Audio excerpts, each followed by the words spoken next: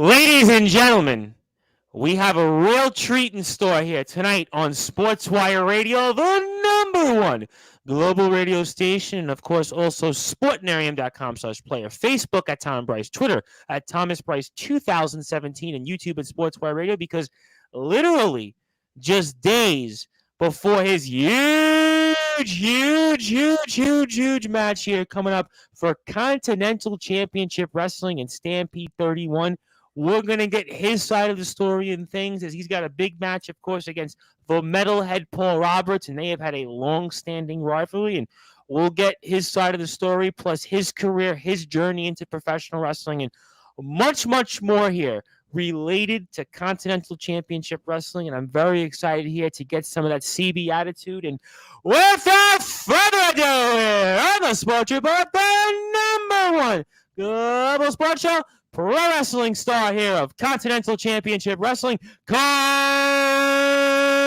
Bohannon.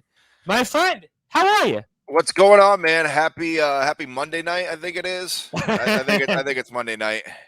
Well, I guess so. I mean, obviously, if you're a Buffalo Bills fan, congratulations. You're still partying like it's Saturday night, Sunday morning. Man, I'll tell you what.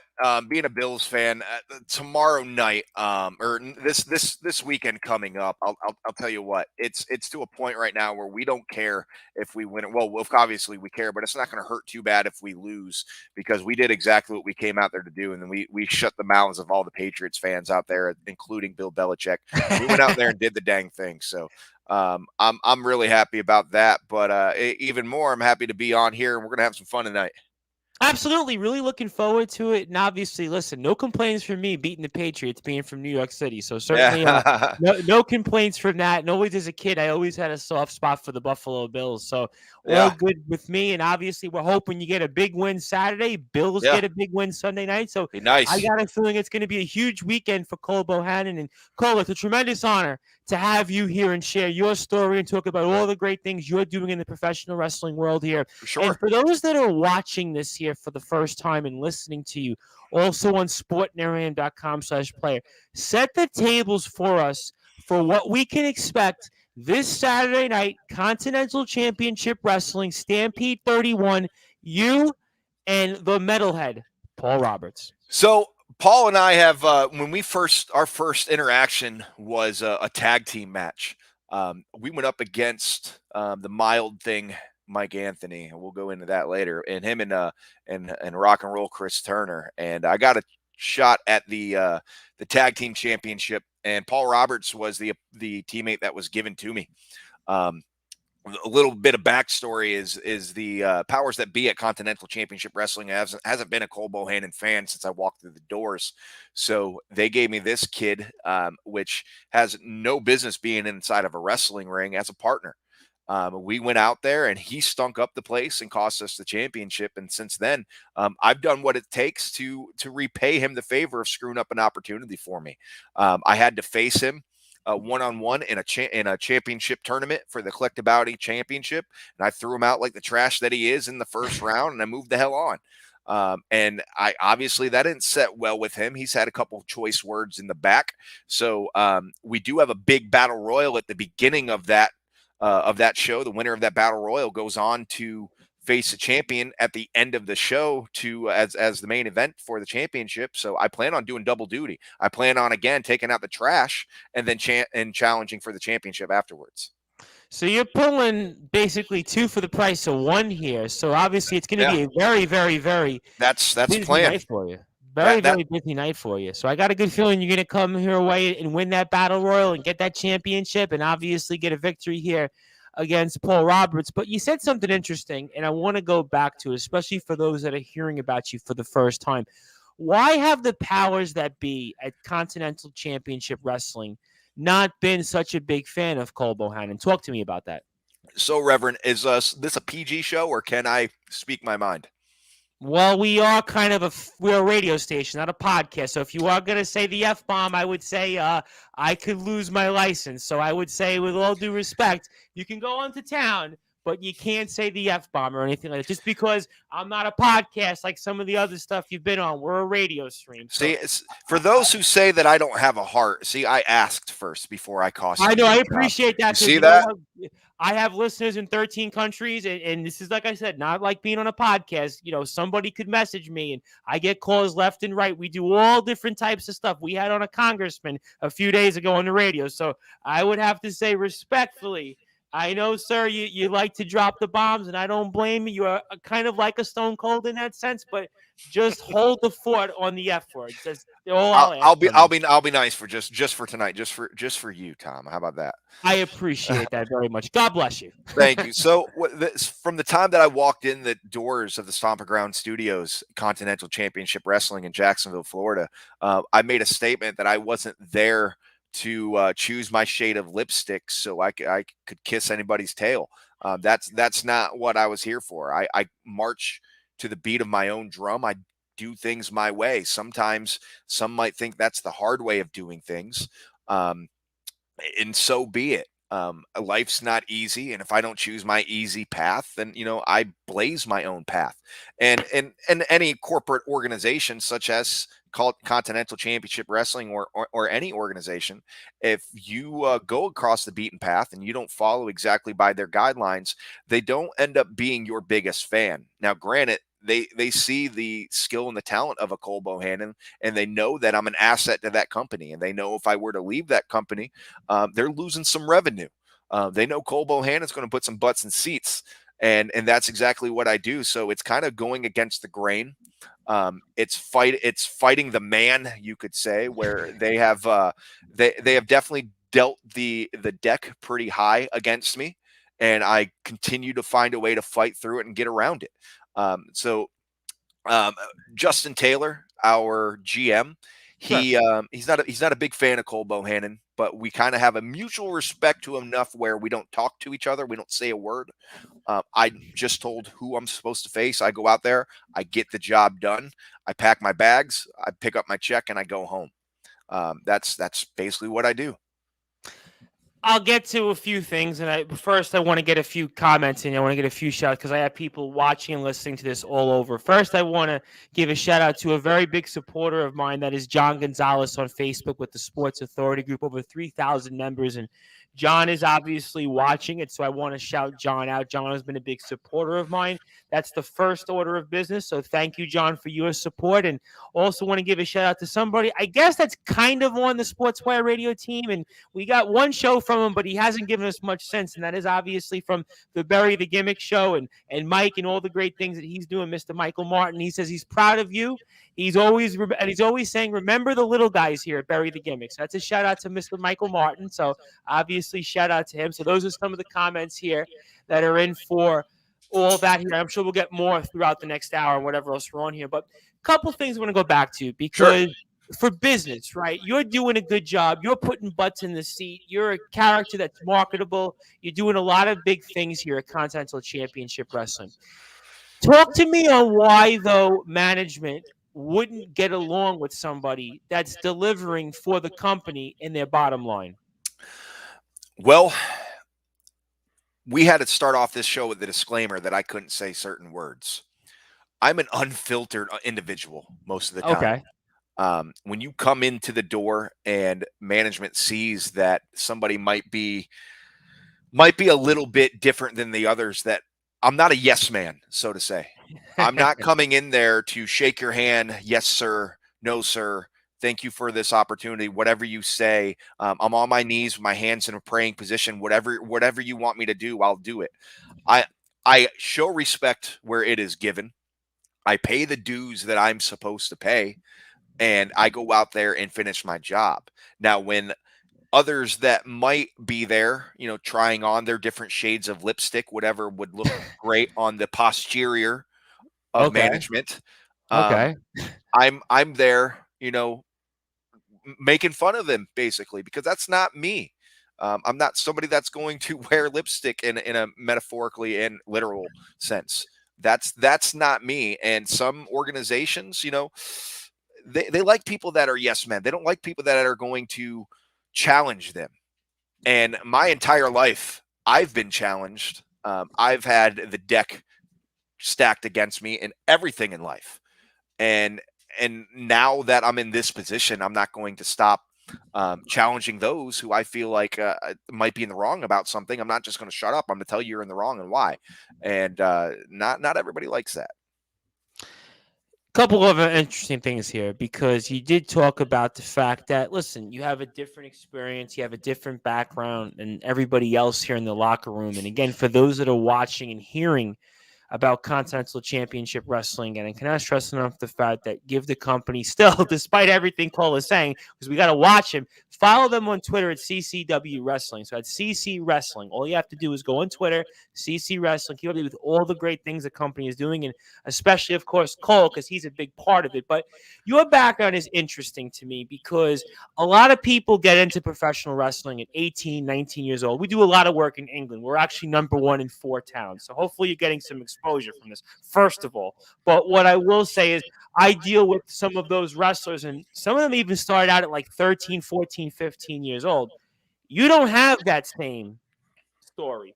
Talk to me about that, and maybe how it shapes your approach in the dressing room, maybe versus some of those other guys. Like, for example, somebody we'll get into here in a little while, a Wild Thing Mike Anthony. For sure. So unlike others, there you get guys in the locker room that have a last name that get them through, or maybe rich, and then maybe not even rich, but financially stable families that get them through, and they don't have much to worry about at those early ages.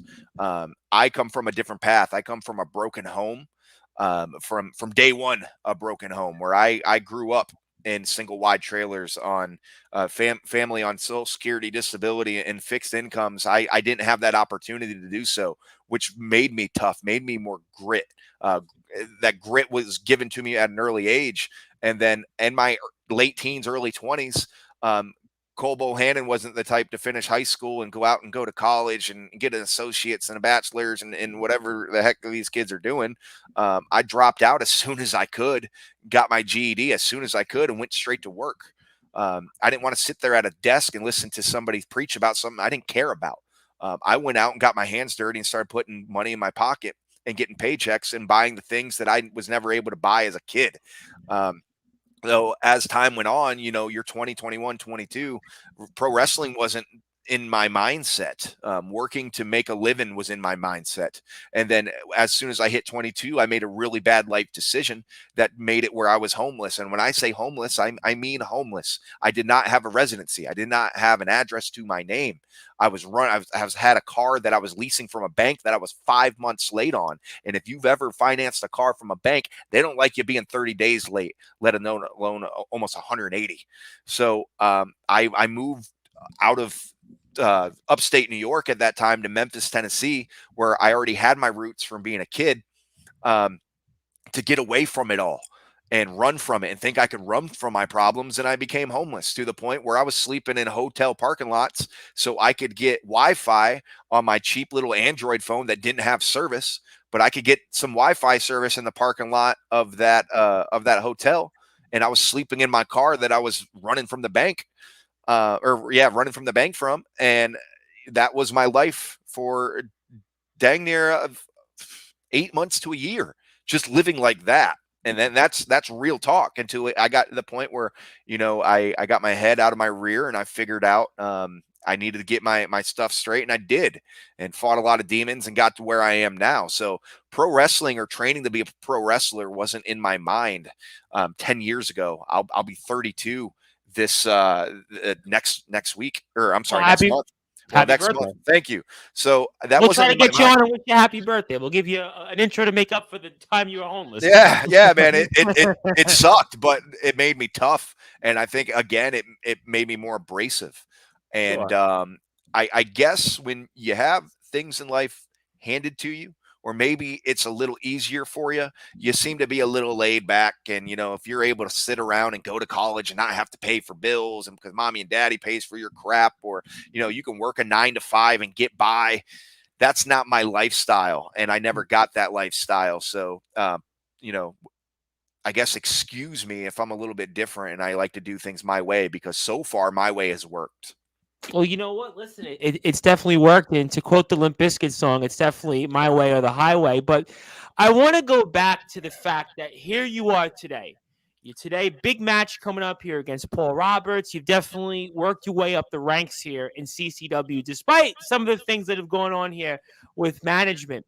Does that, in a sense, though, what you went through being homeless 10 years ago and your own upbringing in high school and going through different places, whether it was in upstate New York or in Memphis, Tennessee, to where you are now in the state of Florida, does that maybe make you appreciate every moment maybe a little more? Because, again, you weren't handed anything. You weren't the Ortons, you weren't the McMahons, you weren't the Rhodes, you weren't the Harts. I mean, you were somebody, again, if you would have said to Cole Bohannon 5 years ago, hey, would you be a professional wrestler? Or 6 years ago, and certainly 10 years ago, you would have said, no way. I mean, does that make you appreciate just your journey right now, where you are in the professional wrestling world, maybe a little more than the average person?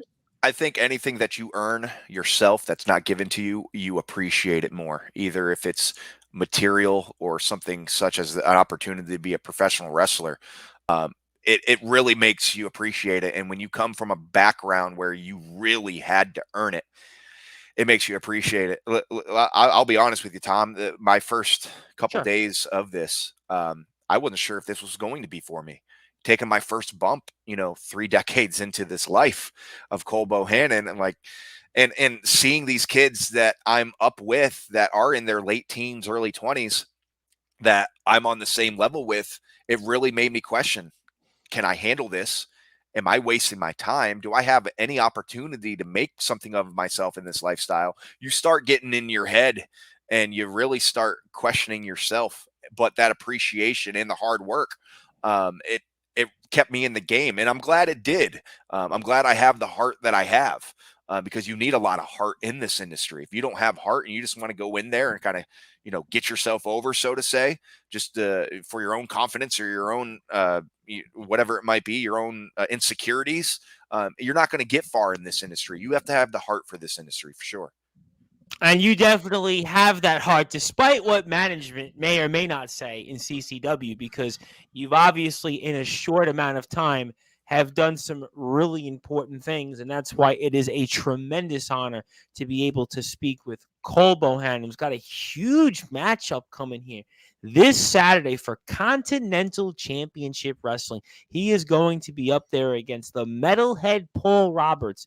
You are going to definitely want to find out more information. You can go to CC Wrestling on Twitter, Cole Bohannon. Also, please give him a follow on Twitter as well, because he is somebody that we have a very good feeling is going to move up the ladder, because if you hear his story now, he does inspire a lot of people. I know in the ring he might be somebody that is very rough and rugged, but if you heard some of his life story right now, this is why you want to follow him on Twitter at Cole Bohannon 38. So make sure you get some of that CB attitude here. And I am the host of the Sports Report and the station manager here of Sportswire Radio, the Reverend Tom Bryson. Cole, I got to talk about it. Talk to me about having your own shirt. I mean, listen, you got your own shirt out there. Let's plug the shirt. Let's make sure people go out there and go buy a Cole Bohannon shirt and get some of that CB attitude. So talk to me about having your own T-shirt right now. Absolutely. You see it on my hat. It's CB Attitude.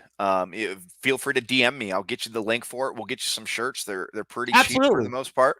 And we'll buy one. We'll buy one. We can afford it for sure. God has blessed us. and this is the fun thing about it as well. I'm going to give you guys a little bit more incentive to buy. See, I'm a businessman. All right. Since those days have gone. Okay, I'm a businessman. I know how to make people happy. So just because you're going to give Cole Bohannon and the CB Attitude brand some of your cash for some merch, I'm going to do something special for you. We're going to do a cameo for you or anybody that you want me to do a cameo for, and it's going to be something that you can post anywhere. Or I can send it private, whatever it might be. Now, here's the catch with that cameo. You can download a Cameo app and you get your typical celebrities, happy birthday, Merry Christmas, blah, blah, blah, whatever it is. Cole Bohannon's a little different. You got an ex-wife, you want me to let her know that she's the size of a sofa? Cole Bohannon will do it. Well, I've not been married, so I'm I mean, that's not me. if you got somebody that maybe you have something on your chest and you need to get it out, but you just don't feel comfortable saying it, Cole Bohannon will do it anonymously. They don't even know where it came from. We can work on that. Listen, we can definitely work on that. I'm sure there's things we can use with the cameo, sir. I'm sure there's definitely things that, things. But having a shirt, though, is pretty cool. I mean, what does that mean to you? I mean, again, going back to 10 years ago when you were homeless in the streets and trying to get one of those old Android phones to get Wi-Fi, and now, I mean, you've kind of made it to a sense, I think. I mean, I know we're going to see you in WWE, and you're going to be a world champion in a few years. I got all that. But you have a shirt right now. And listen, Yeah. we deal with a lot of wrestlers in the UK, and it's really a big deal to have a T-shirt. I mean, what does that mean to you, though, for somebody out there that's going to buy your shirt and wear it? It means a lot, for somebody to, put their hard-earned money out there and to support me, either for themselves or a loved one. It truly, it does mean a lot. It shows that you do support me and you believe in me. And coming from a background where many didn't, and most still don't these days, it really does mean a lot. And I can't wait to the day that, because the T-shirt thing is pretty recent, so I can't wait to the day that I'm able to walk into a venue and I see the CB Attitude shirts out there in the stands like that. That's going to mean a lot to me. It's probably going to mean as much as it did my first match, when I got to walk in, to a ring and hear my music play and just kind of just soak it all in. I feel like that'd be the same thing, seeing one of my T-shirts out there, and that's what this is all about, man. It really is. It's soaking in those moments, living a dream, and in my case, doing it my way. And again, it may not be the way that some think I should be doing it, but so far it's working. So it means a lot that people are willing to spend their own hard-earned money on Cole Bohannon. Absolutely. And I want to make sure everybody can go and buy a shirt, because all you have to do is go to prowrestlingtees.com/Cole Bohannon and get a shirt of your own and wear it. And obviously, I'm sure Cole would appreciate that very much. And I'm sure he'll definitely tag and appreciate the comment and like it, or whatever else it might be out there on Twitter. So definitely, all you want to do is go to prowrestlingtees.com/Cole Bohannon. Also, again, while you're at it, give Cole a follow. Cole Bohannon 38. Want to make sure we get him up to 4,000, 5,000 followers, as many followers as possible, so we can keep up to date with all the great things that he's doing. And I got to say, I like the logo because, in a sense, it almost reminds me, for whatever reason, of the Colorado Rockies. I don't know if you're a Colorado Rockies fan in baseball, but you got almost that same kind of logo. And so you hit too. It's funny you mentioned that. I'm not a Rockies fan, but I've always been a fan of their colors. Okay. And the appearance of the Colorado Rockies. And I'm a gamer as well. I love video games, and like when I play MLB The Show, it's one of the teams that I try to get drafted to on their game, just because I'm not a baseball fan whatsoever, but I like the games. I'm kind of like the same way of golf. I can't play golf worth a crap. Yeah, golf. I gotta be honest. In high school, I really wanted to try to get golf, and I actually live like about a block and a half away from a golf course. And I'm telling myself, this is the year. Finally, I'm gonna do it. But golf for me, it's like, I don't want to say it's like an old man white sport game, but it kind of is that way. I've just never got into golf. Yeah, I gotta be honest. I'm not really that good at swinging a golf club, but I can play it on some video games, stuff like that. So, but no, yeah, it's I love the way that it's just it's a throwback to the Attitude Era, and again, and CB Attitude is a brand. It's a complete brand. CB Attitude is the way I live my life. It's not only an attitude, but it's a mindset. It's marching at your own drum and not letting anybody tell you no.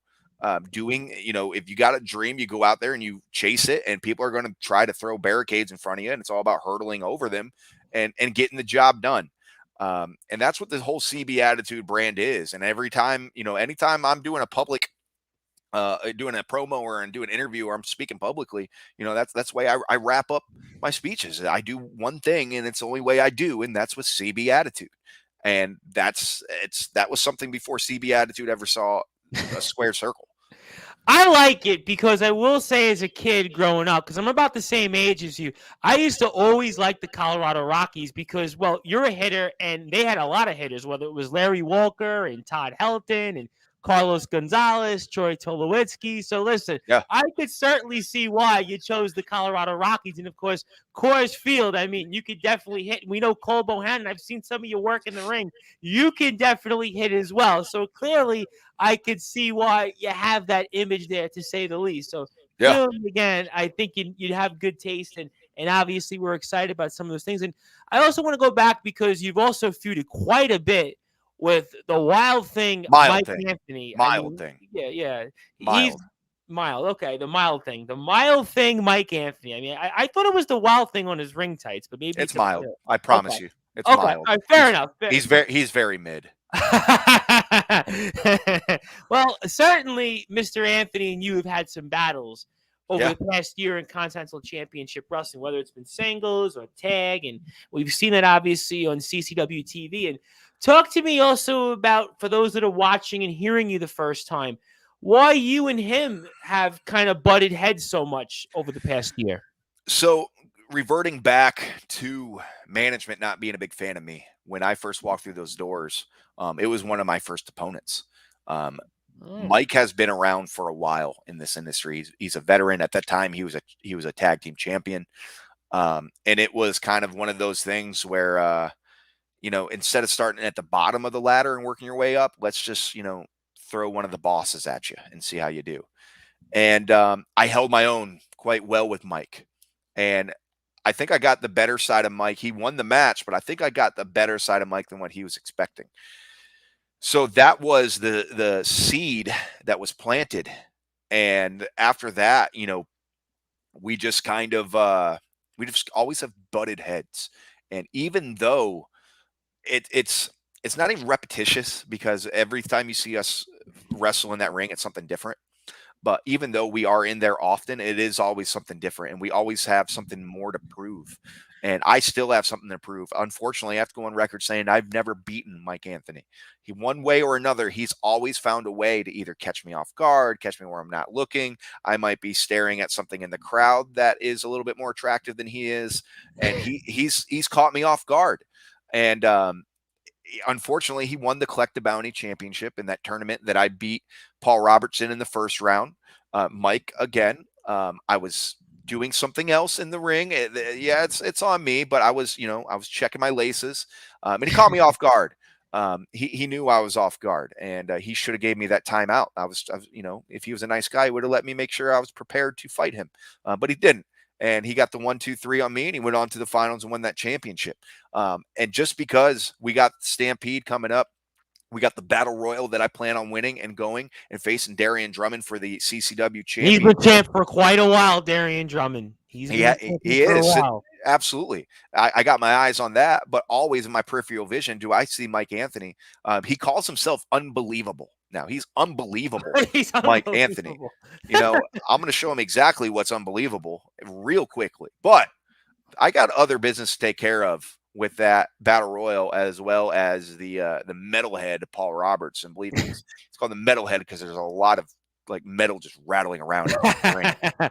Well, maybe you've been banging him around the ring post when you guys have been wrestling. Maybe that's why he's called the metalhead. I mean, I'll give him some credit, Tom. I have put him through the ringer.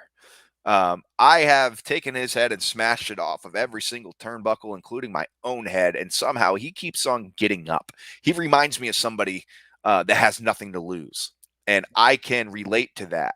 That's why when he calls me out, I respectfully oblige and say, let's go. And this will be the biggest match that we've had because this will be on the biggest stage. We've done a lot of our tapings inside of Stomping Ground Studios in front of about 20 to 30 people. Well, this time we're going to have 300 to 500 people. Wow. Okay. And surrounding us inside that squared circle. And I'm going to push him to his limit. I'm kind of giving back, I can't think of that. Well, what's it called? Pay it forward or whatever it is. How Mike Anthony keeps on giving me an opportunity because he keeps, finding ways to get around, fighting me fair. I'm going to keep on giving Paul Roberts an opportunity, and not because of, I think he earns it or deserves it. I think it's just because he won't stay down. And that gives me a little bit more of an ounce of respect for Paul, that he just keeps on getting up. And I like that. I like somebody, when I punch you in your mouth, you keep on getting up. And I like having fun. There's nothing better than punching someone's teeth out and they come up looking at you with 3 less teeth in their mouth. It's kind of like playing whack-a-mole. I'm not going to finish until all the teeth are out of his face. And, we'll see if that mission gets accomplished this Saturday night.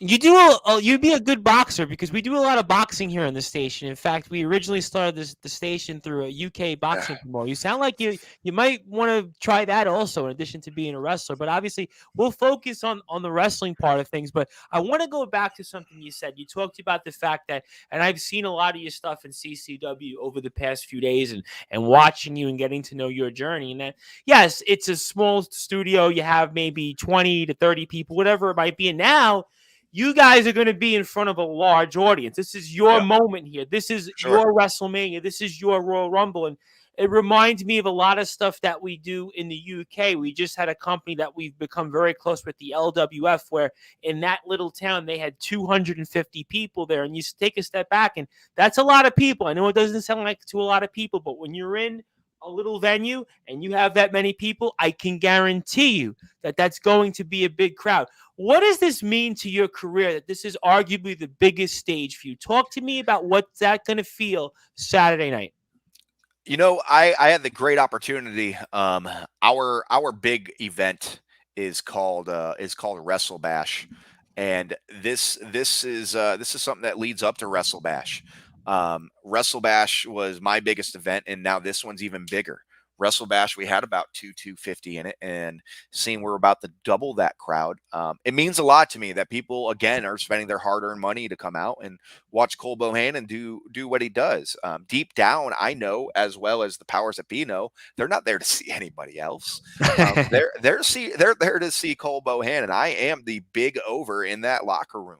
Everybody else in there, yeah, you got some high flyers, you got some hard hitters, but they're not Cole Bohannon.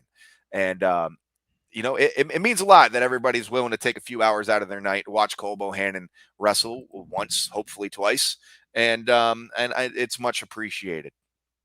Does it give you like extra motivation? Because sometimes we speak with different wrestlers, and again, many of them are in England. I don't know if you followed it, but during COVID, a lot of them didn't go back and get to be able to be in the ring until this summer. So for them, it wasn't, let's say, like in some places here in the States, you continued or you only went back after 3 or 4 months. It was essentially a 16, 17-month delay where they finally got out there, and it really meant something. Like for you, when it comes to this now, being out there. I mean, how much has you thought about this and for your career and such? I know we talked to you about what it means, but the fact that now all these people are watching, does it put maybe extra pressure on you to go out there and not only get the win, but also have a great match? You know, I came up in this industry during the pandemic. My first show was in the studio. I didn't know what it was like.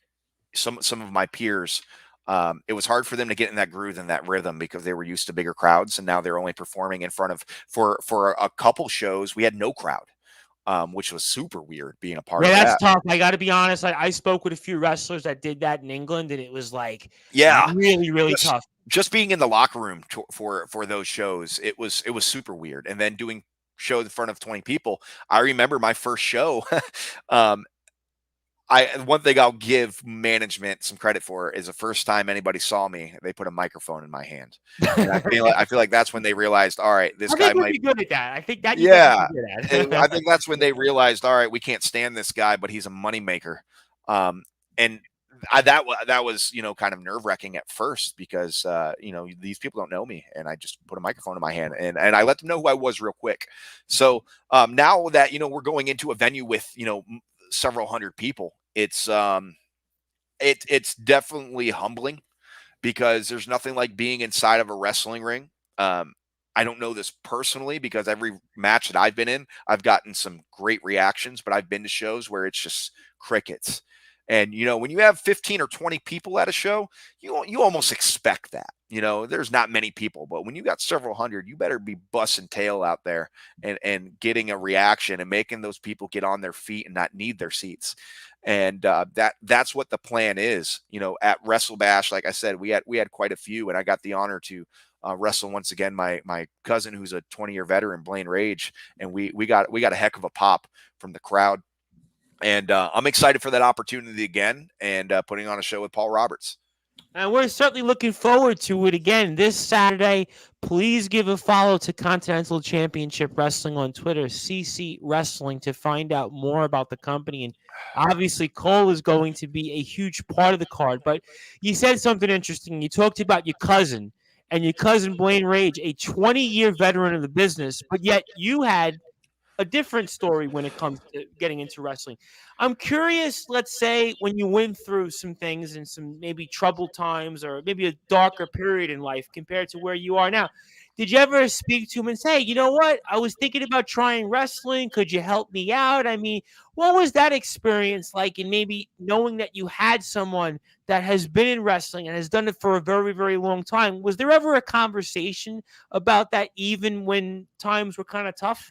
There wasn't, and the reason why is Blaine Rage was busy blazing his own path, wrestling for Ring of Honor, doing every indie show he could in Florida and Mississippi and Georgia and Alabama, making a name for himself to the point that he was greenlighted by WWE at one point, until there was a certain wrestler decided to go completely homicide and suicide that unfortunately he resembles quite a bit.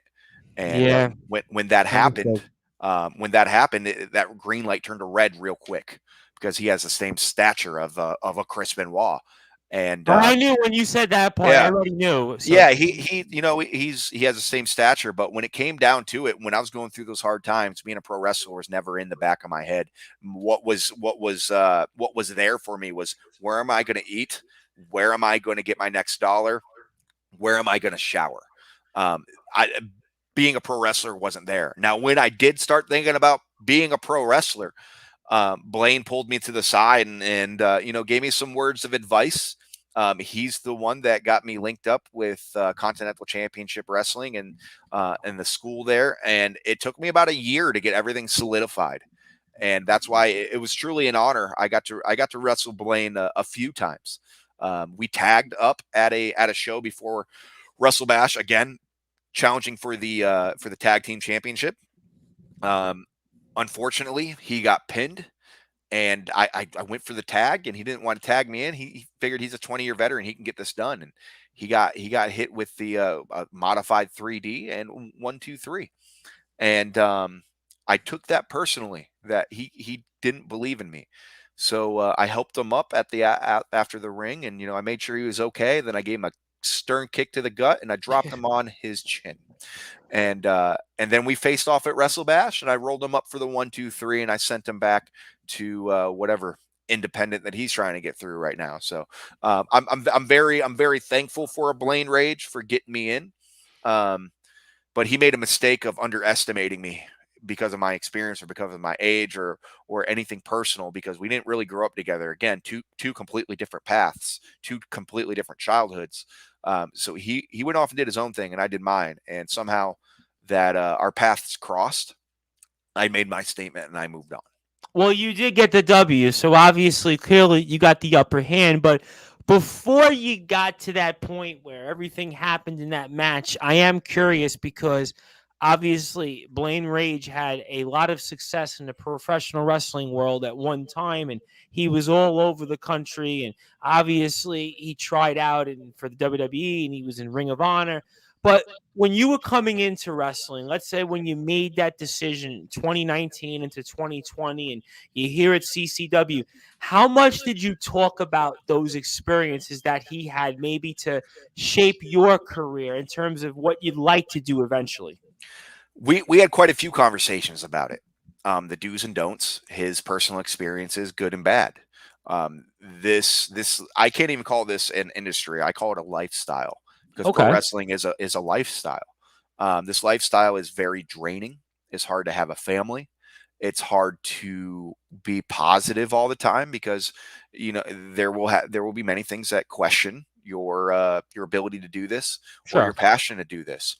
And he kind of set the playing field for me, and I'm very thankful for that, and he still does. There will be times where I'll shoot him a quick text. He may not get back to me right away because he's still He's still a little salty about his younger cousin, getting him for the pin, but he'll answer me in a couple word answers, and it helps out quite a bit. So I'm very appreciative of him as well as any other veteran, either independent or on the mainstream, that helped pave the way for myself and other independent wrestlers who are trying to make it as we speak. Absolutely. And I cannot stress again the importance of how you have to learn from somebody. I mean, despite some of the things that you went through with your cousin, at the end of the day, in order to learn, wrestling is almost like an apprenticeship. I've always kind of compared it to where you have to learn. It's almost like a trade. You can't just, let's say, pick up and go in the ring and take a bump, or go out there and do certain moves, what you guys do, whether it's a punch or a kick. You have to go out. It's like a craft almost. It's like in sports, right? People can pick up a basketball and shoot at the park all day, right? People can go learn to throw a football. Wrestling, I've always said, in fact, I get messages all the time from people all over the world. In fact, one of my friends watching this, Daniel Slavin, said to me yesterday, "Oh, why don't you go in a wrestling ring and get beat up?" I said, "Do you know how hard that is to be able to do that safely?" Accidents happen all the time. I mean, talk to me about that. When, to me, in my opinion, wrestling is kind of like an apprenticeship. It is, because it's just like you said, you can't just go to a court and play basketball. Any court like that, you got to find a wrestling ring, and you probably have to pay a tuition, and then you got to have the money to do it, and you got to find somebody that I guess you can trust, because anybody can go out there and buy a wrestling ring, but you got to have a mentor that can teach you and train you properly, so you can go out there and do things safely. It's not that easy, and this has been something that's been spoken before on a show. I'm a big fan of Busted Open Radio. This is a big thing that's talked about on there. Is the biggest thing that's different about professional wrestling is it is unlike any other sport. Any other sport, you can try it in your backyard or at a park. You can't do that with professional wrestling. There's much more to learning the craft, and it's very easy to hurt yourself. Within my first few weeks, my body wasn't used to it, and I had a lot of rib contusions, or a lot of deep tissue bruising. I don't know what the hell they called it, but my ribs were pretty messed up. For a good 2 to 3 weeks, I was sidelined. To the point where, I don't know if you're familiar with rib injury, but it's nothing that you can just take a shot or take a pill and it's better. It takes time for it to heal, and nothing but time. And thankfully, though, during that time, I was still at training sessions, watching on the sidelines, studying and making mental notes. And honestly, I'm thankful for that time that I was on the sidelines, started out, because I got back in that ring and I was better than I was before, just because I was able to really visualize what was going on in front of me, and be able to put it to work once I was healthy. Oh, listen, I mean, there's stories are written all over the world. I mean, Hulk Hogan, when he started out, got his legs broke. I mean, when he was learning how to be a professional wrestler. I mean, Yep. Again, it's not just like, hey, I can go and play a basketball. When I was a kid, my father bought me a basketball and said, okay, go dribble in front of the house. Okay, go to the park down the block, or go get a garbage can and just shoot the basketball. No. With professional wrestling, you have to really learn to do it safely. It could take weeks. It could take months. I mean, it's not easy. That's why what you guys do, and I always say it all the time, I have such an appreciation and a respect for what you guys do. And I almost have to ask you, Cole, because I hear a lot about what you're doing in the ring, and maybe obviously your cousin Blaine, but who are some of the wrestlers that maybe you did look up to, or maybe try to emulate in terms of what we see today from you? Stone Cold, for sure, just because he had that same attitude. I like to say that I was raised by The Rock and Stone Cold as a kid, because they were my my parental figures growing up. I think most of us who grew up around the ages of Yeah, 30 to 35 would probably say the same thing. So yeah, we're not alone. they raised me. But outside of the obvious, a Sammy Callahan, another Sure. guy that's pretty rough edged. As of lately, in the last couple of years, and Eddie Kingston, just Oh because. man, what work is he doing in AEW right now? Yeah, His it team with kind of CM Punk and proves. Jericho. Yep. Yeah, it proves you don't have to be 6'6", 250, 260 pounds with a six pack. It kind of proves that he has a different skill set, and I definitely appreciate that. I like a Kevin Owens, a Samoa Joe. I like the bigger guys. I'm somebody that I've never had an ab in my life, even when I was skinny. It's just I've never been that guy. I never could be. I feel like I'm genetically screwed at that point. But I still work my tail off. I do what I can to get myself in better shape and get the way I need to be, make sure I'm ring ready. And I look at these guys, and they're the same guys that will never have an ab in their life, but they'll be on the mainstream and be on headlines almost any match in their career they can be. So those would be my biggest influences. Um, at the same time, when you look at like a Mick Foley, just because of his story and his resilience and his heart, not as much as what he did in the ring, but as much of a person that that Mick is. Guys like that, I've always been a big fan of. Yeah, no question. I mean, Mick Foley, obviously, his story, I mean, pretty much, again, everything that he went through and being a professional wrestler and learning as a kid in high school and falling off, I guess, the roof of his house and going onto mattresses and just going to Madison Square Great Garden stuff. and watching. Yeah, it's crazy stuff. And Eddie Kingston's a good one. You know, I could see Eddie Kingston you a little bit because Eddie Kingston's kind of got like, he don't care. He's kind of, listen, he is what he is. But when you watch him in the ring, you're kind of similar to that in terms of your brawling, your ability. I mean, you can kind of mix it up a little bit. I mean, that's what I appreciate of you. I almost want to go back to the baseball term. You're kind of like a utility guy where you can do a number of different things in the ring. I don't see you being pigeonholed for one particular thing as a wrestler. Yeah, I like the brawling style because it fits my personality. I'm not the type as much to try to go to as much of to a top rope or a submission guy. I would rather just walk up to you and punch you in the mouth. That's just who I am. It's same if you catch me in a Winn-Dixie or a Food Lion, you got something to say, I'm probably going to punch you in your mouth, and it's no different in the ring, and that's just the way it goes. Now, there are certain opponents that you got to mix it up with. Once in a while, you're going to see me go to a middle rope and throw a flying clothesline.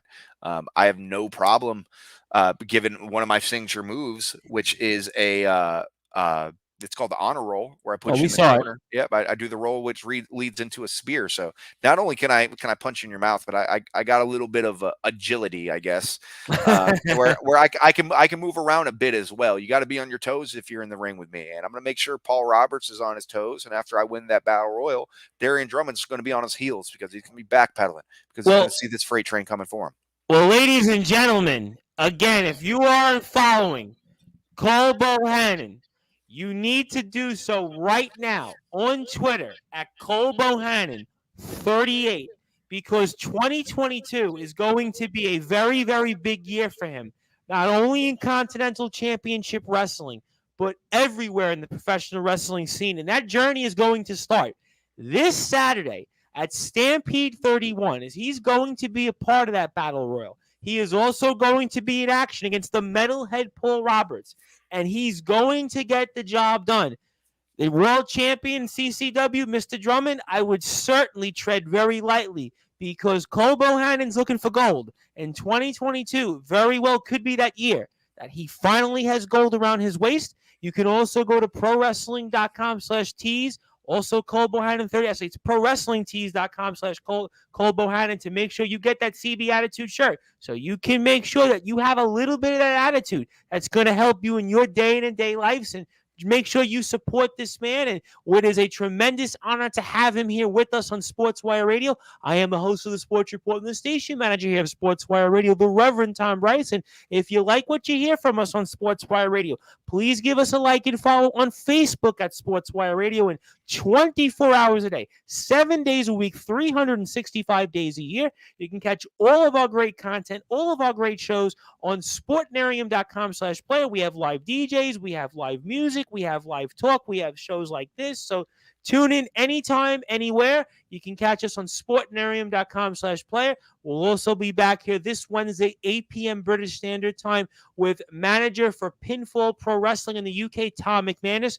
Really excited to be speaking with Tom and his story. And he'll also be back here later this week, Friday night, with not one, not two, but three wrestlers from the LWF. That is Bob Costin, who's in a big feud with our own Wildfire Nate Reese and the Asset Stephen Cross. So really, really excited about that. And we are talking all things related here to the world of professional wrestling with star from CCW, Cole Bohannon, who is going to be a big part of Stampede 31 here, and he'll be starting his journey in that battle royal, and also against the metalhead Paul Roberts. And Cole, I always got to ask you because we do a lot of wrestling in the UK. We have a huge following there. We've probably spoken to close to 50 or some odd wrestlers in the UK. I always have to ask you, where would you like to wrestle that you haven't, and would you like to wrestle in the UK one day, maybe? I would wrestle anywhere that's Okay. anywhere that somebody's got a checkbook that's not going to bounce, and you got That's a good answer. and you got an opponent for me that I can put on one hell of a show.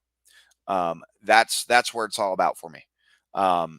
It's one of those things where if there's any organization out there that's willing to take a chance on a Cole Bohannon, I'm going to work my tail off for you. Either if it's in Florida, if it's in New York, if it's in California, if it's in the United Kingdom, if it's in Spain, if it's in Russia, I don't care. I'll go where a match is going to be.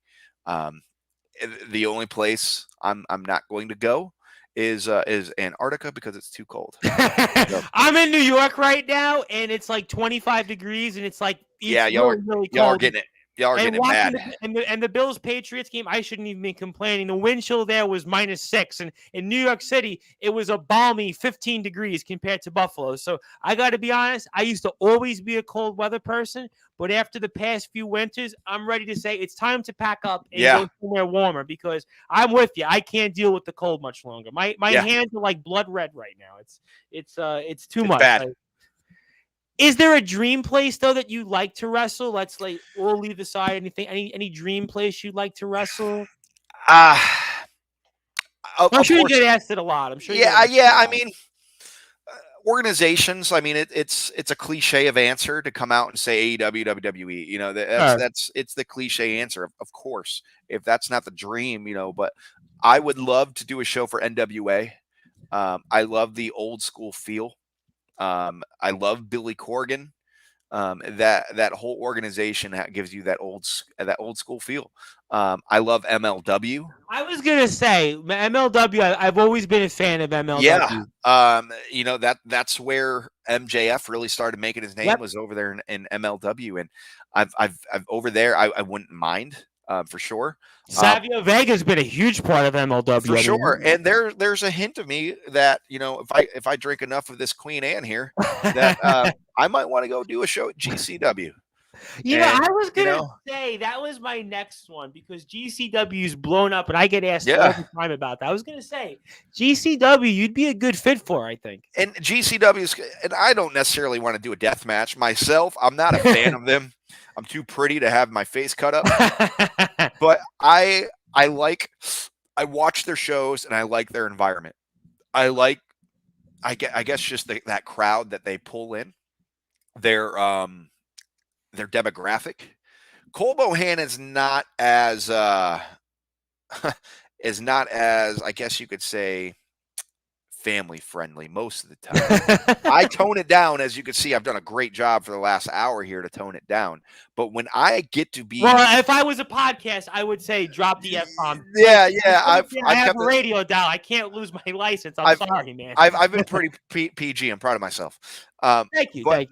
But it's the thing about Cole Bohannon is Cole Bohannon's not a character. Cole Bohannon isn't a gimmick. Cole Bohannon is Cole Bohannon. Who you see in front of your mobile device, your desktop right now, is the same person I am when I walk through that curtain, get in that ring, walk back into the locker room, grab my gear and my paycheck, and leave. It's the same person you're going to find in line at the convenience store. What you see is what you get. And anybody that has worked with me will vouch for me. You get some people out there that are one way in front of a crowd, another way when the cameras go off. That's not me. And that's why I'm one of those people that either you love me or hate me. There's literally no in between. There's not like, he's kind of cool. It's no, I absolutely hate him, or man, I love that guy. It's in between, and that's okay with me. I'm not on this earth to make friends. I'm not here to please anybody except those who are putting the money in my pocket. And that has gotten me this far, and it's actually got me pretty successful in the last decade, outside of the ring in my personal life, outside of pro wrestling. And I will continue to march to that drum. I'm absolutely okay with that. But you know what, though? In order to be successful in anything in life, I do think that you have to be a way of life when it comes to being a professional wrestler because we deal with all different types of things. We're not a wrestling podcast, right? So I Yeah. interview people that are politicians. I interview people that are professional athletes. I interview people that are at college universities. I speak with people all the time from all walks of life. I even spoke to an inventor off the air. All right. So we speak with all types of people. And what you Right. just said is a common theme of any other field that I just mentioned. In order to be successful, and it sounds like you're on that path to being a world champion, you are being Cole Bohannon because I don't think you can just turn the switch off and turn it off again. I Yeah. think you have to be to what you're doing. Bret the Hitman Hart was Bret the Hitman Hart, right? CM Punk was Right. CM Punk. Triple H, if you watch way back the MTV True Life on professional wrestling, it Yep. was like 24/7. He was into wrestling. Shawn Michaels, same thing. All they did was talk wrestling. Vince McMahon, they said famously didn't sleep. Hulk Hogan, the early years, same thing. So for Yep. me, I think that you are on the path of being successful because at the end of the day, whether it's professional wrestling or all the other types of people that we have on here regularly, they have the same common trait that you have. It's one of those things where you learn it in this industry, and then before you learn it in the industry, you learn it in this life. Um, in order to be successful, you need to have a little bit of selfishness to you, and that doesn't mean that you have to be arrogant about it. You learn the politics real quick in the backstage as well. You can try to look out for other people, but at the end of the day, only you have your back because you don't know which way that knife is coming, and eventually it comes, and it may come from somebody you don't expect it to come from. And hey, and you know what? That's the way it is. You know, there's to quote Tupac, that's just the way it is. Some things will just never change. So, and it sucks, but hey, that's the nature of the beast. But you do create some bonds and some relationships in this industry that you travel with, and I'm happy about that, and I've done so. There's actually a guy from the UK that now lives over here in the States. His name is Miles Blackwell. I think you would actually like talking to him as well. Yeah, he sounds familiar. Yeah, he's a good one to talk to, and he blazes a similar path. He's not exactly Cole Bohannon, but he has I believe he has a title shot at Stampede as well for the Southern States Championship. So, but yeah, nonetheless, man, this is a unique industry that kind of replicates life, and you can get as much out of it as you put into it, just like life. It's that old Rocky Balboa expression. It's not about how hard you hit, it's about how hard you Yeah, can get hit and come back from that. So certainly you have that kind of story in a lot of ways that I think identifies with that. yeah. And that is why you have been successful as you have been. And I always like to ask this question, Cole, to anybody that I have on from any walk of life. And I'll ask you the same question. What are your goals for this year? Oh, shoot. Well, for one, it's winning this battle royal and going on to face Darian Drummond. That is the short term goal. And short term, I mean, just here in a few days, Well, Saturday, Saturday, I would the hope so, 22nd. right? Yep. Also, beating the snot out of Paul Roberts. Those are my two short term goals. So, other than the obvious, um, Cole Bohannon has a goal of getting his name known by as many people as possible in the wrestling industry. Either it is promoters, either if it's fans, if it's wrestlers. That is my goal. You might have a lot of guys. Oh, I want to be this champion. I want to be that champion. That is my goal. Listen, putting a gold around my waist is one thing. Putting a gold belt around my waist or over my shoulder is awesome. But at the end of the day, when you can win as many championships as possible, but at the end of the day, if you're not making money, it doesn't make sense. And I'm out there to make money. I'm out there for the big matches, either if there's a belt on the line or not. Of course, I want to be a champion. That is a goal. Why wouldn't it be a goal? You want to be the best at what you do. But I will take on anyone and everyone that thinks they have what it takes, and that's what I'm here for. If they have a belt or not, I'm here to do so. So yeah, my goal is to make sure the world knows who Cole Bohannon is, as many as possible before the end of 2022, and so on. And if some gold, 10 pounds of it comes that way, I'll take it. Well, who wouldn't take it? And listen, a lot of the things I've definitely heard said before. I mean, listen, Scott Hall used to always say, "Yeah, Bret Hart was the champion, but he was a $400,000 champion." You say Yeah. to yourself, "Well, you'd rather be obviously a $4 million wrestler without a gold." Or Kevin Nash used to always say the same thing. "Yeah, it's great. I won gold, but I want to get paid. I want to go out there and get the big contract." And obviously, we have a great feeling that you're going to do those things. And we've got another, I say, 20 or 25 minutes or so with Cole Bohannon. It's a tremendous honor to have him here. We're very grateful for the time that he has given us here. And again, please follow him on Twitter at Cole Bohannon 38. I can assure you, you need some of that CB attitude in your life. We are certainly rooting for him in his big match upcoming here this Saturday for CCW. He'll be against the metalhead Paul Roberts. He'll also be a huge part of Stampede 31. So he's pulling double duty, 2 for the price of 1. And I am the host of the Sports Report and the station manager here of Sportswire Radio, the Reverend Tom Bryson. Cole, I also wanted to ask you in terms of who would be a dream opponent of yours? Right now, that's alive. I feel like I would have a really, really fun time with somebody like an Eddie Kingston. Promos that might lead up to the match. I think that would be an honor to wrestle somebody like that, just because of his story. Reading his piece with the Tribune, that everything that he went through to get to where he is, I think it would be honored to share a ring with him. I would love to share a ring with a Cody Rhodes, just because Cody's a guy that thinks his shit doesn't stink. Well, he did the independent scene for quite a bit. He did it for a while. He did. He thinks that, he walks on water, and I would like to prove him wrong. And that's what I would love to do there. But there's so many. I love brawlers. I love working guys that can tell a story. I'm not really into wrestling the high flyers. It's just not my style. As much as I respect someone like the Lucha Bros, or I respect someone even like the Usos, not as much high flyers, but those tag team guys that I respect it, but it's not the dream, I guess to say. Well, John Moxley, I think you'd be great with in the ring, because he's that guy that tells a story and can do a little bit of both, and he's got kind of like that, not similar background, but in terms of what he can do in the ring, very similar. I think he'd be a great opponent for you. Yeah, I feel like I would learn so much from John. I feel like that's another guy that I kind of, without knowing him personally, obviously, I feel like I'm very similar to John, the way that we think, or at least I think the way that he thinks, the way he handles himself, the way he controls himself. I feel like I'm a lot of that same way. Again, another guy that walked to his own beat.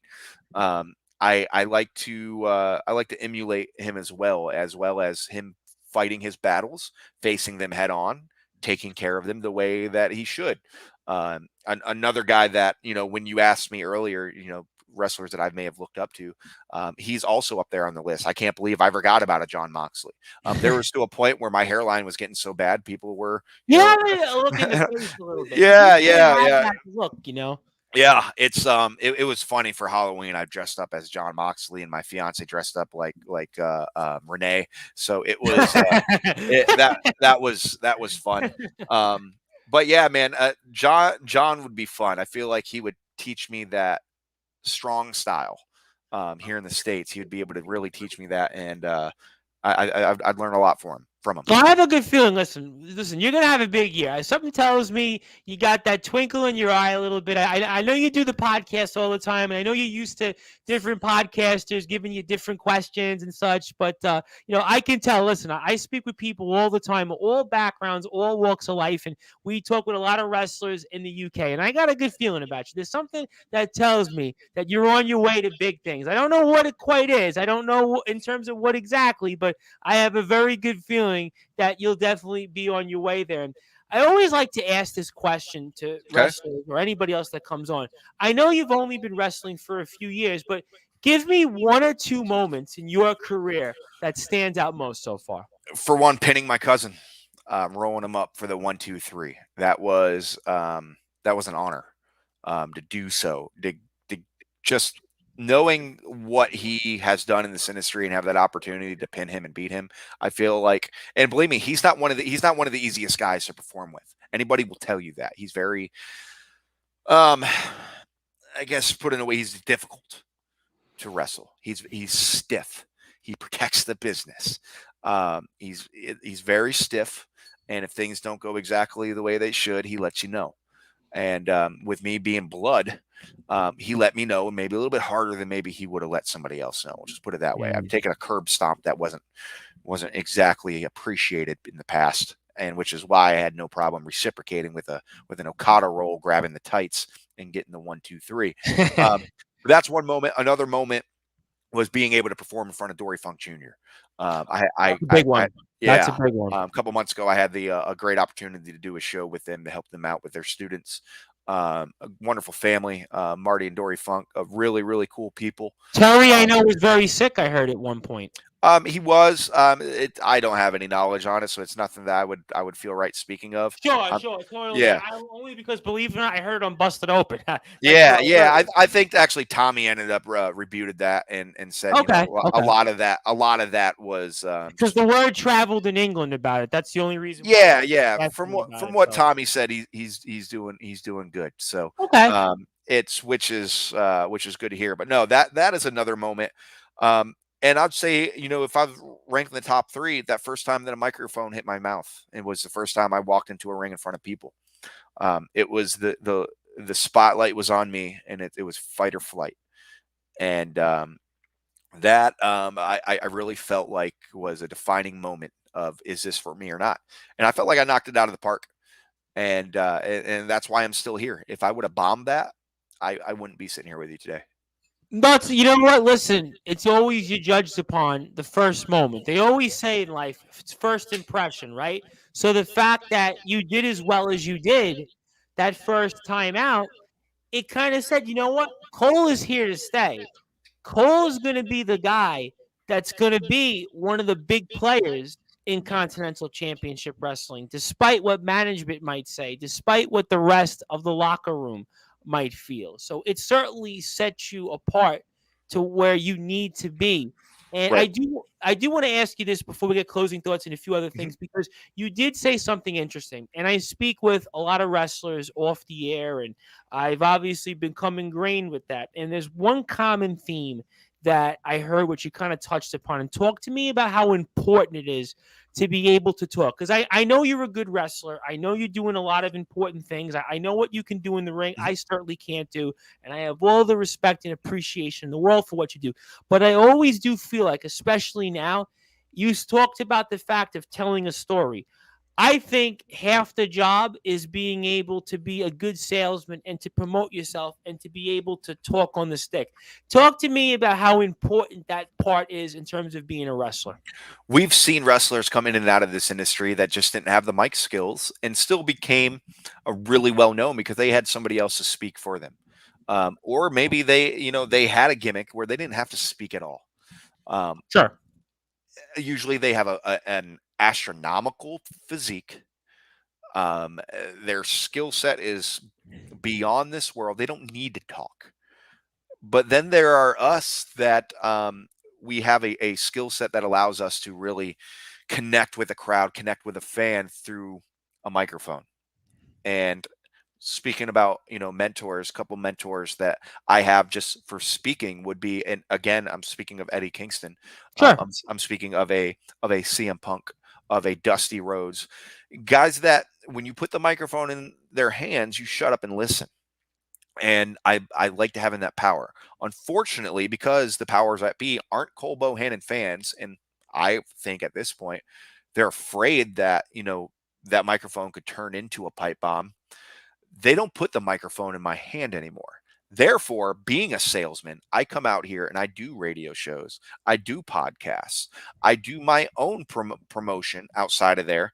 And that's what I use social media for. If you're not going to put that microphone in my hand for let me to speak to hundreds, I'm going to put this headset on so I can speak to thousands.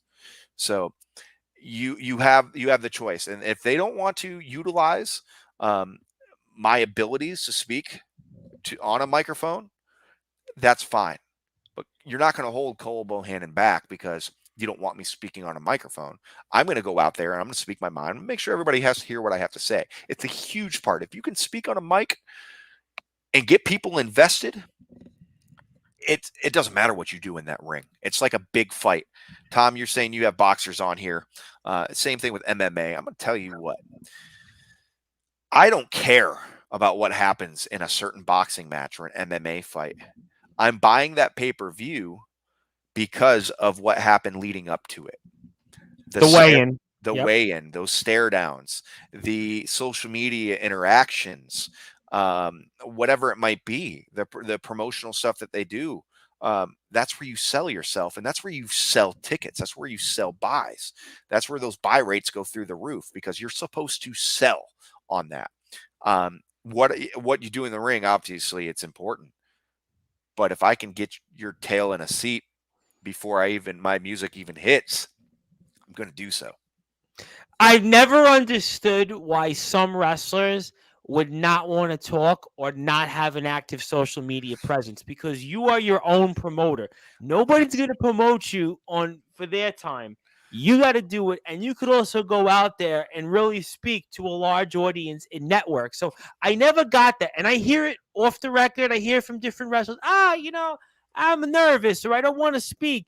But you know what? You're an idiot because at the end of the day, you have to go out and promote. It's like anything else. Tom, it's a mental thing, Tom. I'm also a big race fan. I'm a big NASCAR fan, and there were drivers that just didn't like having social media either. And it's a lot of people are very private. They're very quiet. They don't want people knowing what's going on outside of that ring. And they don't care about what's going on the other side of the ring. And to advocate some of those people that may not want to be on social media, Twitter and Facebook can be the most toxic place ever in this entire world because people hide behind their cellular devices or their keyboards. And if some people are not thick-skinned enough, it can really get to your head. So I can understand that. Hell, I can't think of the young lady's name right now. Last year or the year prior, she committed suicide. She's a female wrestler because of what people on social media were saying. Well, Daphne, I think we're Daphne. talking about Daphne? Oh, no, I'm speaking of. I believe she was a Japanese wrestler. Okay. And I know she did Daphne so. was a big thing on social media last year also. Yep. Social media can be a double-edged sword. So on one side of it, I do understand that side of it. I'm going to tell you now on outside of the ring, I am a business owner. And if it wasn't for that business, I probably wouldn't have a personal Facebook. Just because there is a lot of toxicity. There's a lot of political bullcrap that Facebook. I got to be honest. Facebook, it's like everybody has to put down. Oh my God, I'm this. I'm that. Yeah, it's a very toxic scenario. But at the same time, being uncomfortable in front of a crowd, being uncomfortable in front of a microphone, that's a barrier that you just have to overcome. Growing up, I was a very, very shy kid. And the only reason why I overcame that was because my first job was a commission-based sales occupation where I was not going to make money unless I spoke to strangers I've never met before in my life, which to me at that time was I was so scared. But I loved money. And I took this position, and I had to do so in order to do so. So, and I thank Lord. And it's funny because I remember that day. It's March 9th, 2009.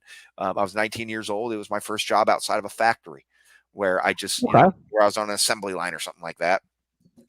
It was my first job out in society. And it's just a date I'll never forget. And that prepared me for where I am now, being on a microphone and being able to speak. It's just to those people that don't want to do that. Again, I can see where you're coming from. I can see how toxic social media it is, but at the same time, man, you don't have to look at your timeline. That's what I do. Listen, I just post to what we need and get out. You don't go out and say, "Oh, blah, blah, blah, blah, blah, blah." You don't need to read anything. Exactly. You put out what you got to put out, and that's what I've learned to do. Thankfully, I've gotten a lot of positive feedback. I've built myself a fan base and made connections that are very positive, even if it's constructive criticism. You can tell me what I'm doing wrong, and I'm not going to take that as an insult. I'm going to take that as okay. That's knowledge. I've had great constructive criticism, but I've also had people try to, and the naysayers that want to BS and and just talk, and that's what social media is for. People do that to try to get under your skin. You make sure your skin's thick enough where when they want to run their gums, it doesn't affect you. Yeah. I mean, shoot, you see guys like who else? I mean, there's Cody Rhodes. There's many others that have turned their social media sites over to a manager or someone to manage them because they've let it get to their heads. You can't do that. No, you can't. No, you definitely can't. You have to be in touch with things. And I do want to give a shout out to a few people that have watched this. And one of them is Billy Belcher. Billy's a huge wrestling fan, and obviously have to give Billy a shout out because his son Chris has a show on Sportswire Radio that talks all things related here to professional wrestling. So want to give a shout out to Billy Belcher, although unfortunately he's a Kansas City Chiefs fan. So Cole, it's going to be your Bills against Billy Belcher's. In a word to Billy, I'm not one of those guys that's like, oh, we're gonna beat the brakes off of them. Being a Bills fan, you're used to being let down. Yeah, right? no, listen, it's been a tough run. I mean, up until 5 years ago, it was 17 straight years without a postseason. Yeah. Everybody talked about the Music City Miracle, and you're humbled by that. Believe me, I went to that Patriots game biting my nails, thinking, man, oh shoot, Bill Belichick's going to have our number. I didn't expect 7 possessions and 7 touchdowns. So, no, nobody did. No, nobody. Yeah, did. it's one of those things where the best team will win. At the end of the day, if we end up losing, we beat the brakes off the Patriots, and that's all that matters. Listen, I do a live radio show on Friday nights, and I had people commenting and calling in saying, no, New England because of Belichick. But I'm like, did you see Buffalo's last 4 games? Did you see New England's last 4 games? Buffalo would have had the edge if you would have watched. But again, everybody has their mind made up, and obviously we'll see, though. It's a good week of games, obviously. Looking forward to it, and I'm sure Cole, when he gets his win Saturday, will certainly be watching Sunday. But Cole, before I get closing thoughts from you, obviously it's been a tremendous honor to be able to speak with you and share your story. I want to ask you this question because I'm sure one way or another, the metalhead Paul Roberts will be listening or watching this. Oh, yeah. Do you have any last words that you'd like to say to Mr. Roberts before Saturday? Well, if you don't have life insurance, now might be the time. I'm not, again, I appreciate somebody that is willing to keep on getting up. I do. But I really think at this point, there's something that is mentally unstable with the kid. It's been a couple times now that I've put him down. He should have stayed down, but he continues to think that he has what it takes to beat me. At some point where it's reaching a level of insanity. How many times do I have, you do the same thing over and over again, expecting a different result. It's insanity. So, Paul, whenever you watch this, bud, you could put on your little Anthrax t-shirt and put on your little emo makeup. Don't forget to bring your complimentary razors and drink your coffee and get ready for a fight. Not a wrestling match. We're not going to sit there and it's not a wrestling match. It's not going to be Flair Steamboat. That's all. It's not going to be Flair Steamboat. It's not going to be Macho Man Steamboat. It's going to be Paul Roberts and Cole Bohannon. I'm not there to do wrist locks and arm bars and drop toe holds. I'm there to punch you in your mouth. And that's what I did before. I'm going to do it again. And I've dropped you on your chin already before, and I'm going to do it again. And I'm going to continue to do it until you just stop getting up. Listen, I don't fight people just to fight people. You see fights on Facebook and stuff like that, or people fight and they're like, all right, I'm done. There's something wrong with me up here that I don't know how to do that. When I fight somebody, I go all in. I don't stop until somebody pulls me off. And if somebody doesn't pull me off, get the eulogy ready. So you better hope that referee Scotty has his head on a swivel and knows when to tell me to stop, because you're not going to be able to do so. So, Paul, lace them up, and I'll see you at Stampede January 22nd. Simple as that. And to everybody else that's in that battle royal, don't come near me, because you're going over that top rope. That's for sure. There's no ifs, ands, or buts. Gold is a big thing. I don't need it, but I want it. And then we'll have Darian Drummond later on in that night. So, but Paul, you are my first concern after that battle royal. It sounds like it's going to be a busy night for Cole Bohannon, to say the least, and it's going to be a night that he very well may finally come away with some gold here.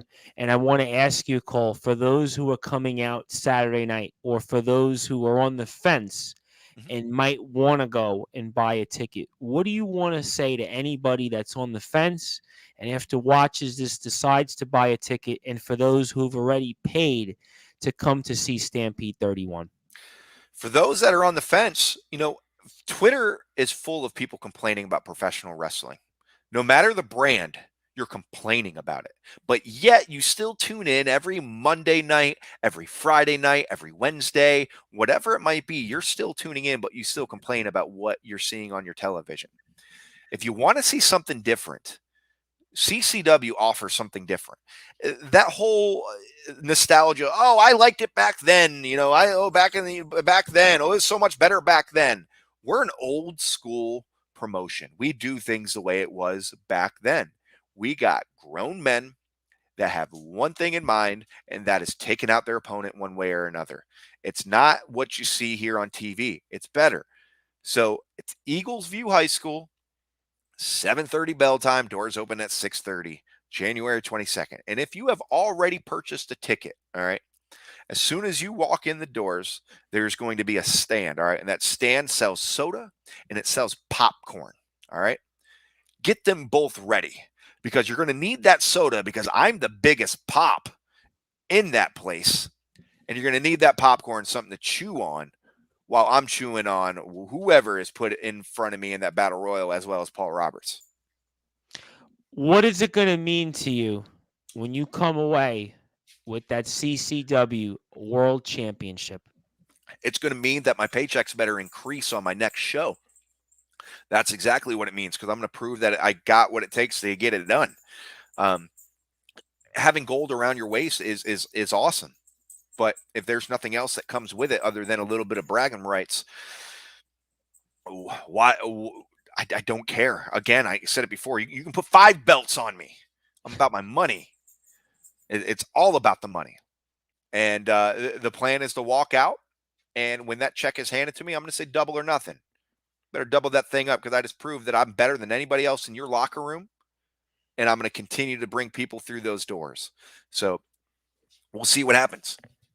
Ladies and gentlemen, this is why you need to go out this Saturday and go to Continental Championship Wrestling's Stampede 31 to see our guest tonight here live on Sportswire Radio. Forget Monday Night Raw. Forget the Monday Night Playoff game. This is who we wanted to speak with. This was our playoff. This was our Raw. This was our Super Bowl. All of it in one, because Cole Bohannon this Saturday is not only going to beat the metalhead Paul Roberts, he is not only going to win the Battle Royale, he is going to walk away with that CCW World Championship. And this is why you also need to follow him on Twitter at Cole Bohannon 38. Also, Continental Championship Wrestling on Twitter at CC Wrestling. Also, go to ProWrestlingTees.com/Cole Bohannon to get your CB Attitude shirt and find out why he's going to be the guy that you are going to want to pay attention to very closely in 2022. So again, Cole Bohannon 38 on Twitter, ProWrestlingTees.com/Cole Bohannon to get that CB Attitude shirt, and most certainly make sure, if you can, get out there this Saturday and watch him, because it is going to be a night to remember for Cole Bohannon and his career. And for you, my friend, it has been a tremendous honor. And I want to give you the floor. I want to give you any closing thoughts. Anything you want to plug that we haven't plugged, or if you'd like to plug it, please do. And I can't thank you enough for this opportunity. I turn it over to you. Plug any social media you want, anything else on your mind, and the floor is yours, and I can't thank you enough. Tom, I appreciate you giving me a platform to speak my mind on. You've covered it all. To be honest with you, you've done a hell of a job. But I'm going to tell everybody now, following me, my career or on Twitter isn't like it's not just like following another wrestler and saying, "Oh, I'm wrestling here, I'm wrestling there." You get a kind of an inside look on who I am inside and outside of the ring, as well as these cameos for people that are buying T-shirts. Honestly, that's fun for me. I like making people mad. I like getting under people's skin. And when someone says, "Hey, I bought your T-shirt. Now, can you call my little cousin and tell him that he really sucks at basketball, but don't tell him that I told you. Those are fun because I get to make a kid cry, and there's nothing he can do about it. That's where Cole Bohannon really has the fun, is getting under your skin, and there's honestly nothing you can do about it, because I will buy you a ticket for our next show, and I will meet you at the barricade, and none of you have the intestinal fortitude to touch me. And I've proven that before, okay? And I'll prove it again. So I do things only one way in professional wrestling and outside that ring, and there's only one way that I do, and that's with CB attitude. Well, to quote Debbie Harry and Blondie, it's going to be one way or the highway for those wrestlers who don't comply with Mr. Cole Bohannon and that CB attitude. And again, cannot stress enough, do go to Twitter, Cole Bohannon 38, ProWrestlingTees.com/Cole Bohannon, CCW Wrestling on Twitter. Make sure you get out there to Stampede 31, because I got a feeling Cole Bohannon is going to be walking away with some gold and some big wins coming up here. So for you, my friend, congratulations on your success. Congratulations on your story, because you definitely have defied the odds. And I have a feeling that there's an old expression, a rising tide lifts all boats. And your story is going to lift the tide of many people who might be down and out, or who might have been in a situation that you've been in. And if you can do it, anybody can do it. So obviously, God. Yeah, and also, there's another saying that I go by, was that rising tide, raises all boats. Another thing that my story, another lesson that I learned is just because it's curable doesn't mean it's cool. No, you know what? Listen, Cole Bohannon, certainly make sure you want to be at least as cool as he is, because we can only try to be half the man. It can only cool to contain him. So obviously, for you, my friend, I can't thank you enough. Go get him this Saturday. I'm looking forward to speaking with you after you walk away with some gold and some big wins. And go get him out there. And thank you for your time. And also, good luck to the Bills this coming Sunday. Yeah, go Bills. Bills Mafia, baby. Hey. As we're here on the Sports Report, the #1 global sports show with pro wrestling star hero of CCW, Cole Bohannon.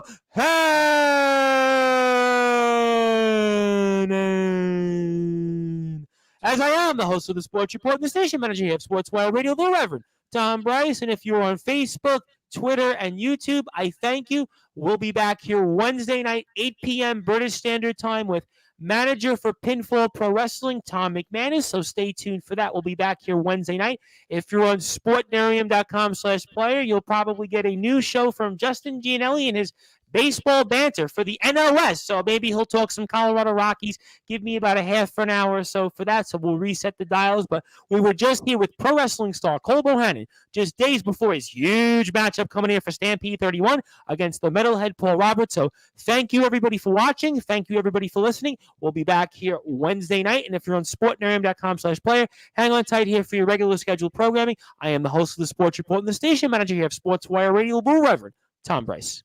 All right, so